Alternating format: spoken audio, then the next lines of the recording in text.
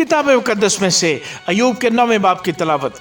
फिर अय्यूब ने जवाब दिया, दर हकीकत मैं जानता हूँ कि बात यूं ही है, पर इंसान खुदा के हुजूर कैसे रासबाज ठहरे? अगर वो उससे बहस करने को राजी भी हो तो ये 1000 बातों में से उसे एक का भी जवाब न दे सकेगा। वो दिल का अक्लमंद और ताकत में जोरावर है।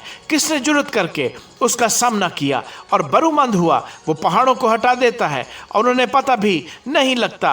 वो अपने कहर में उन्हें उलट देता है। वो ज़मीन को उसकी जगह से हिला देता है और उसके सतून कांपने लगते हैं। वो आफताब को हुक्म करता है और वो तुलू नहीं होता और सितारों पर मोहर लगा देता है। वो आसमानों को अकेला तान देता है और समंदर की लहरों पर चलता है। उसने बनातुल नाश और जबार और सुरैया और जनूब के बुर्जों को बनाया। वो बड़े बड़े काम जो दरियाफ्त नहीं हो सकते और बेशुमार अजायब करता है। देखो वो मेरे पास से गुजरता है पर मुझे दिखाई नहीं देता। वो आगे भी बढ़ जाता है पर मैं उसे नहीं देखता। देखो वो शिकार पकड़ता है, कौन उसे रोक सकता है? कौन उससे कहेगा कि तू क्या करता है? खुदा अपने गज़ब को नहीं हटाएगा। रहब के मददगार उसके नीचे झुक जाते हैं। फिर मेरी क्या हकीकत है कि मैं उससे जवाब दूं और उससे बहस करने को अपने लफ्ज़ छांट छांट कर निकालूं? उससे तो मैं अगर सादक भी होता तो जवाब न देता। मैं अपने मुखालिफ की मिन्नत करता, अगर वो मेरे पुकारने पर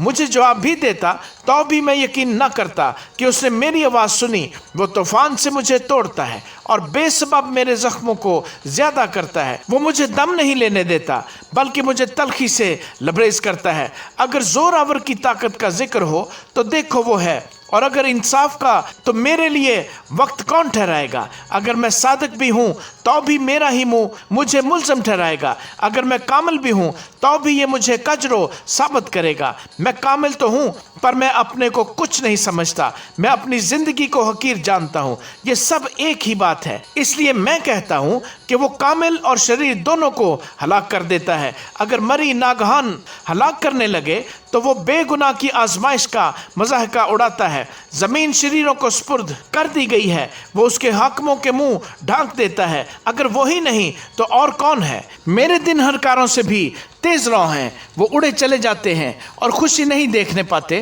वो तेज जहाज़ों की तरह निकल गए और उस उकाब की मानद जो शिकार पर झपटता हो। अगर मैं कहूँ मैं अपना गम भुला दूंगा और उदासी छोड़कर दिल शाद होऊंगा तो मैं अपने दुखों से डरता हूँ। मैं जानता हूँ कि तू मुझे बेगुनाह न ठहराएगा। मैं तो मुल्ज़म ठहरूंगा।